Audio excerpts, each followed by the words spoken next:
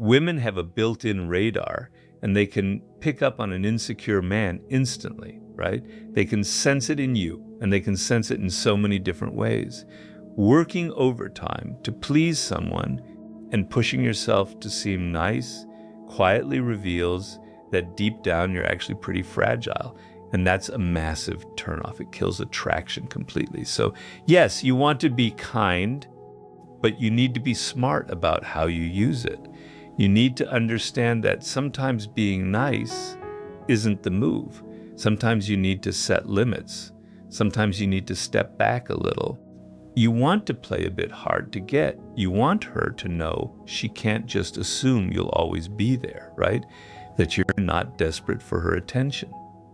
The instant she senses that you're not chasing her, her interest in you shoots up. You genuinely need to bring in that firmer side of things. You stay in charge. You stay calculated. You know exactly when to disappear and when to show up, when to reach out and check in, and when to go quiet for a week or so they start to realize they can't just take you for granted. So understand when kindness works in your favor, but also recognize the moments when being nice isn't the right call. And that applies across the board, in negotiations, in business, everywhere. If you're constantly too agreeable in business, you're setting yourself up to fail. You won't last. I look at this through an evolutionary lens. The reason is because I struggled so badly with women for years. And then once I cracked the code on what people call the game, everything shifted almost instantly. Literally overnight, I went from being completely unsuccessful with women to, within my own sexual market value, let's not exaggerate here, but within that range, I could actually succeed pretty much whenever I chose to. And it turned out to be such a specific set of rules that I genuinely burst out laughing once I understood it. I thought, I can't believe it took me this long to realize that you have to carry yourself a certain way, that you shouldn't rush toward intimacy right off the bat, that this whole thing is really about revealing who you are strategically, piece by piece. It's about knowing what's going to spark their excitement. You might not love this comparison, but it's essentially marketing. Once you get that, you have to figure out what your personal brand represents. You have to make people feel a certain way when they think of you. And the way you build that brand needs to be genuine. And one thing I'm sure we'll get into today is that I apply all of this. I've been married to the same woman for 21 years now. We've been together 23 years total. And here's the thing. In the early days, we had to win each other over to spark that attraction, and then eventually that shifts into a completely different game, a deep, lasting bond.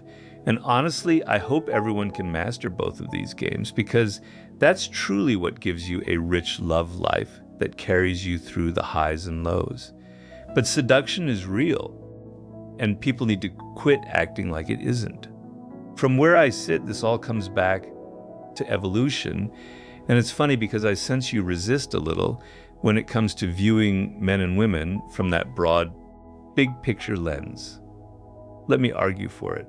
If you disagree, just say so. But here's my reasoning. There's a saying, I can't remember exactly who said it. Forgive me for that, but it goes something like this. Any single woman is a puzzle, but as a group, they follow a kind of mathematical pattern. It was originally said about men, but the point still lands. And that resonates with me. So you're right. In the end, I had to understand my wife specifically. It wasn't just about understanding women broadly. I had to understand her. But whenever I try to think of my wife as some unique, unpredictable individual, I can't guess what she's going to do. The moment I place her within that broader pattern of how women generally behave, I get much closer to actually predicting her. So I think it really matters to grasp the difference in how men think versus how women think, what turns us on, how we approach intimacy, what feels seductive to each of us. But you won't find that in a book. You could read every fact out there about how women think and so on, but the real way to learn it is by watching them closely. So if you pay attention to whoever you're trying to attract, if you start observing women from a young age, you'll notice these traits showing up naturally. You'll notice they're drawn more to narrative, that they don't want to feel like the whole thing is just about sex and that you're racing toward that. These aren't hidden secrets you need a textbook for. It becomes pretty obvious once you're actually paying attention, right? So I want to pull men out of this mindset because honestly, we're way too analytical about everything. It's a real problem that we think books, texts, and formulas are the only way to understand something. Drop that approach and actually watch the person in front of you. Build up your empathy. Sharpen your observation skills. Tap into the human side of you that notices things, that feels what the other person feels.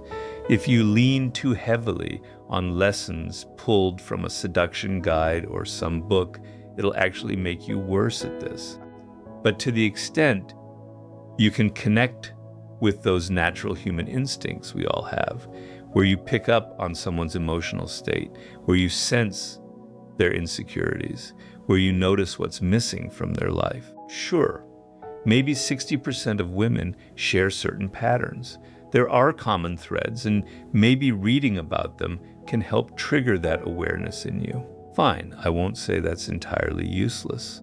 But the real goal is getting out of your head and into your emotions, into watching and feeling what the other person is going through, instead of staying so stuck in your thoughts, so overly analytical. That, I believe, is the core issue a lot of men run into. It's really interesting because for me, I had to break it down logically because the instinct just wasn't there naturally. And maybe the truth is, I just wasn't paying close enough attention. I don't think people are simply born with intuition. I think it's something you build over time. So for some strange reason, the instinct I developed early on told me that writing poetry and showing up with flowers on a first date, which I genuinely did more than once, would somehow win someone over. It didn't work at all. There was actually one time, and if there are kids in the car listening, maybe turn the volume down, but this really happened. I was in bed with a woman. Things were heating up. We were getting pretty far along. And I completely derailed it because right at the moment I needed to be confident, to be masculine. You might not like that word, but that's what it was. I did the opposite.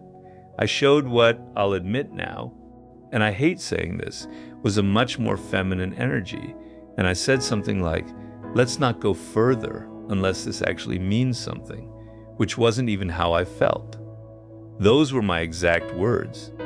And they weren't true to what I was feeling. It was what I assumed she wanted to hear. And it wasn't.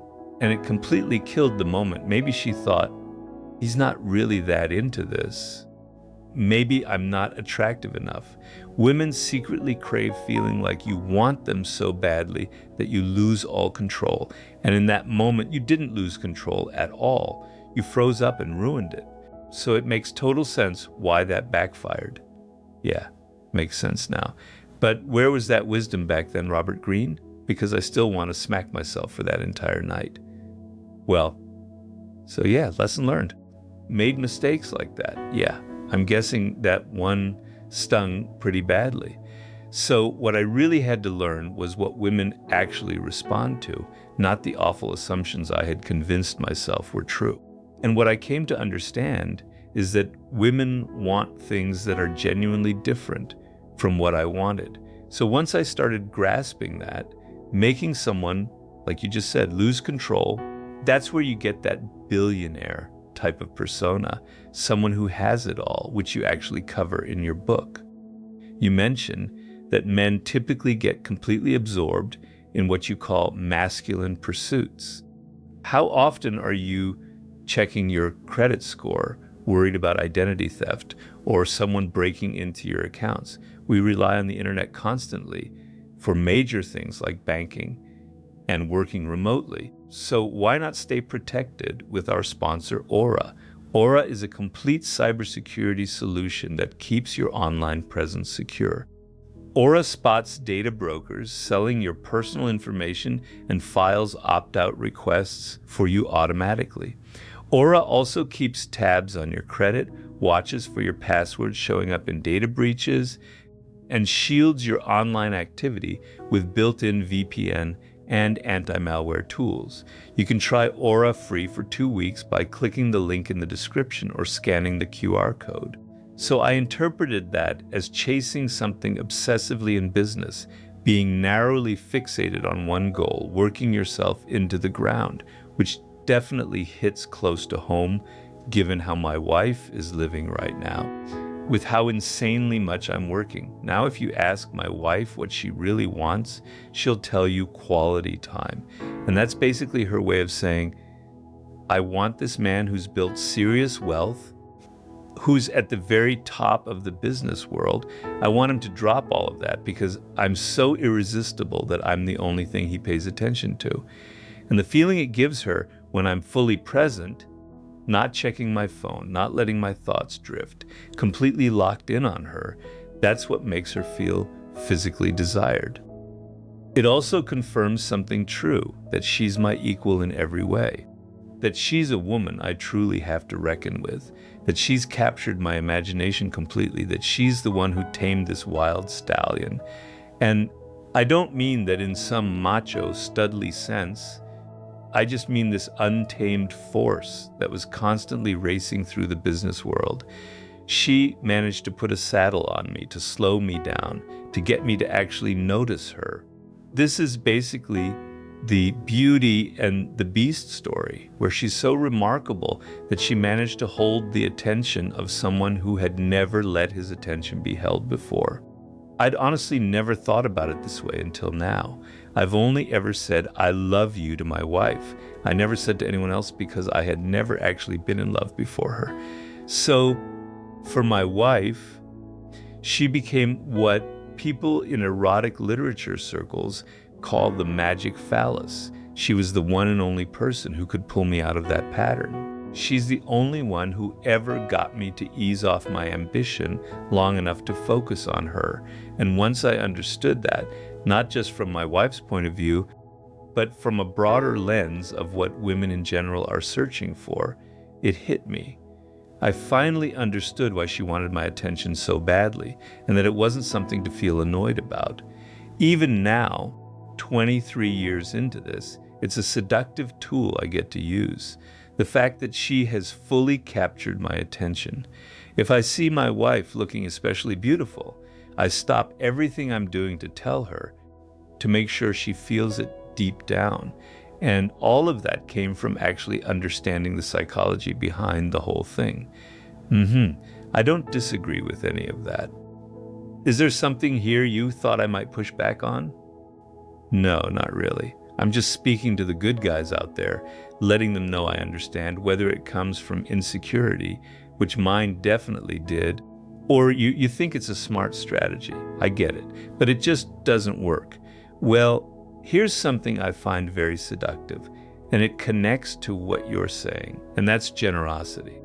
Generosity is an incredibly powerful and seductive trait. It doesn't have to mean money, though it can include that, but it means being generous with your attention, being generous with what you offer the other person. Men tend to be very linear, very single track focused, and there's an evolutionary reason behind that.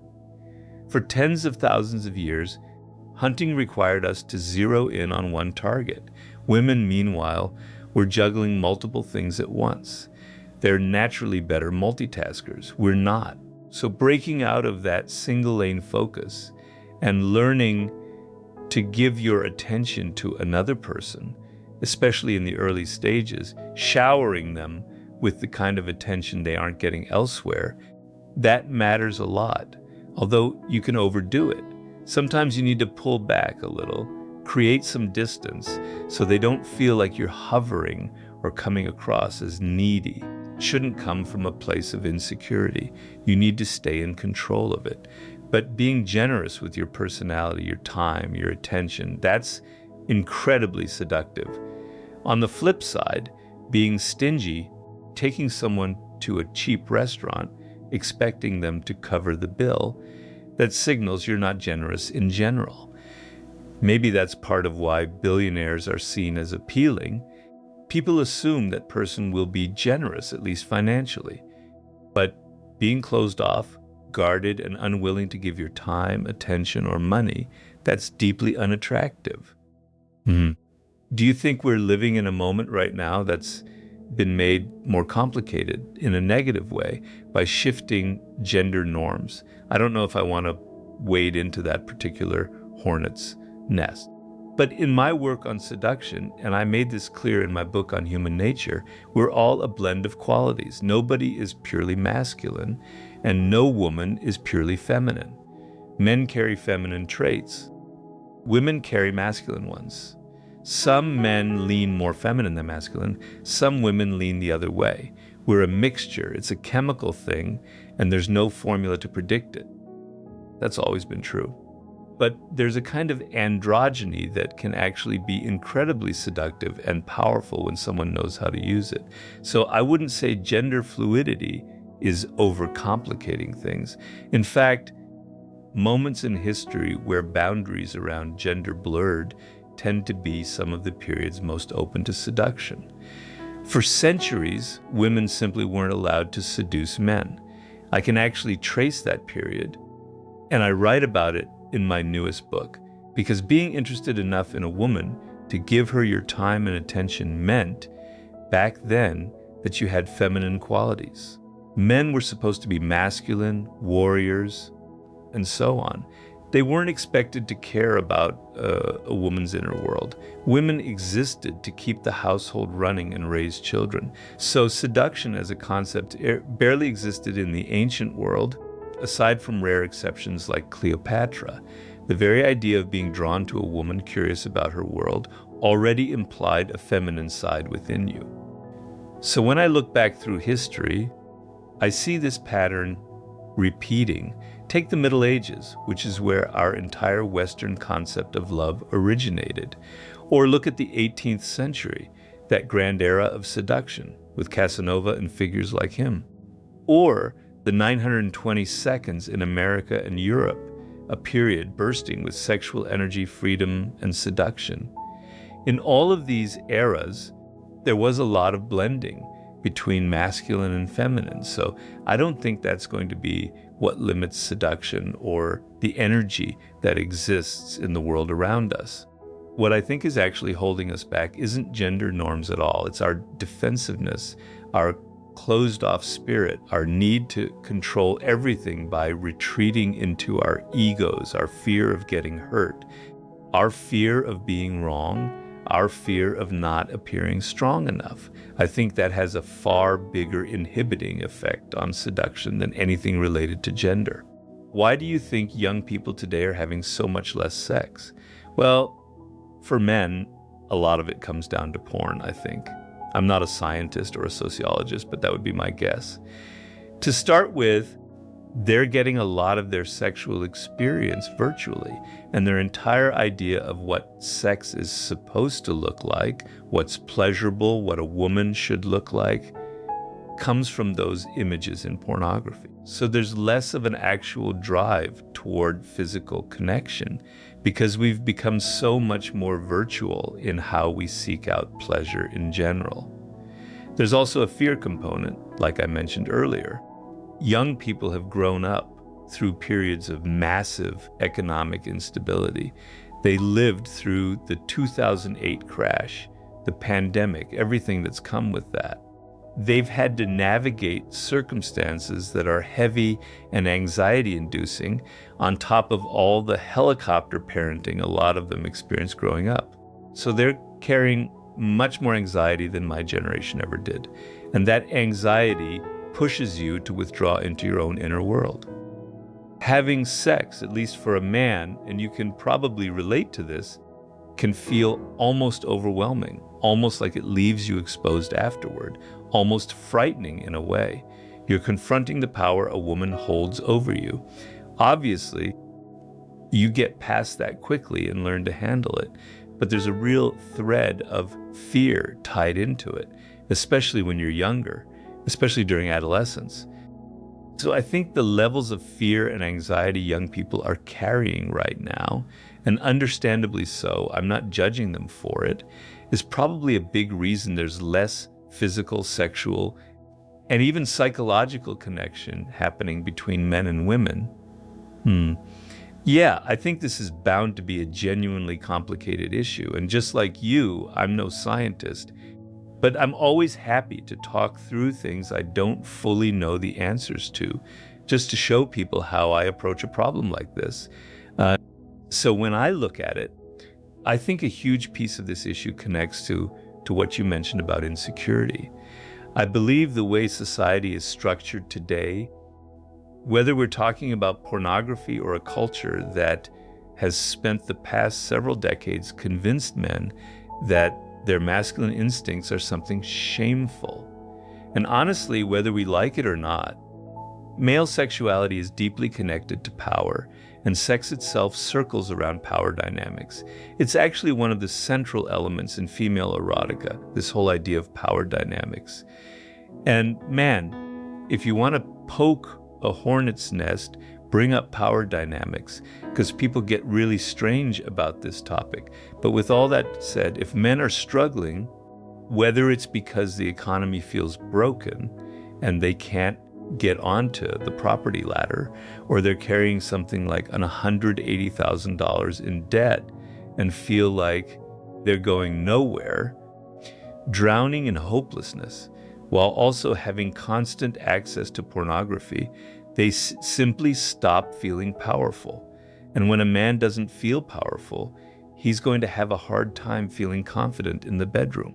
And honestly, let me just say it plainly. I believe a man needs to feel confident and strong, not in some strange dominant way, but grounded, rooted in his own body, feeling genuinely good about himself in order to get and keep an erection.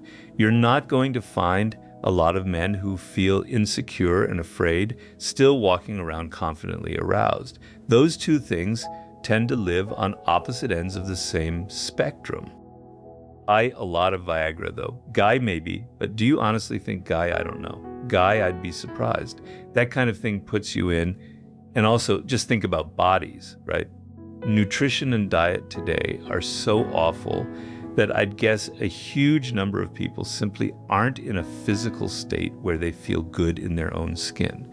When you put all of that together, you land on what I'm sure is just the tip of a massive iceberg that I've oversimplified quite a bit. But no, I think you hit on something really valid there.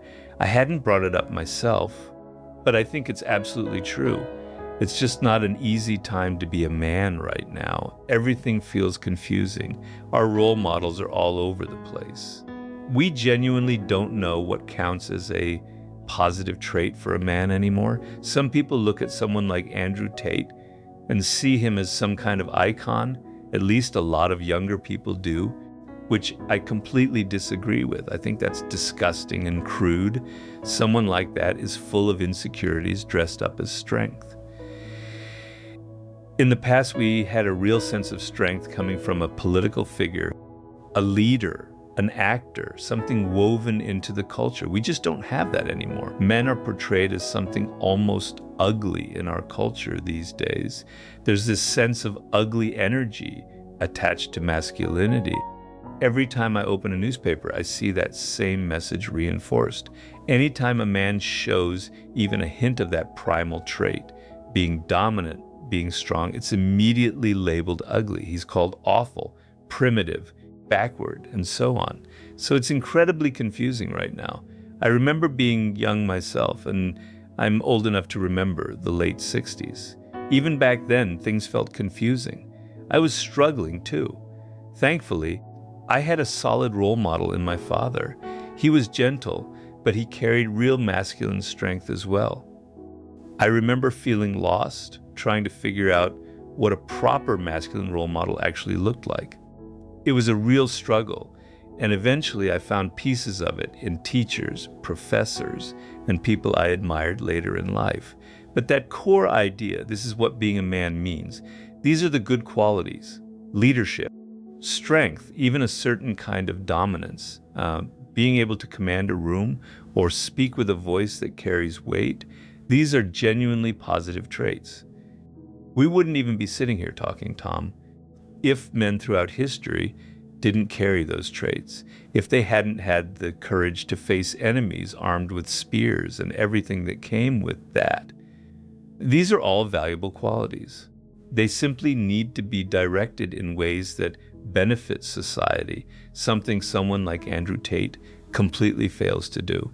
If we could somehow build the ideal Frankenstein version of masculinity, it would do wonders for young men today. And I don't mean building some fictional fantasy figure. It would genuinely help if real people like that existed in our world right now. So to me, real masculine strength is an inner quality. It's a confidence that doesn't need to shout, doesn't need to scream, doesn't need to push people around.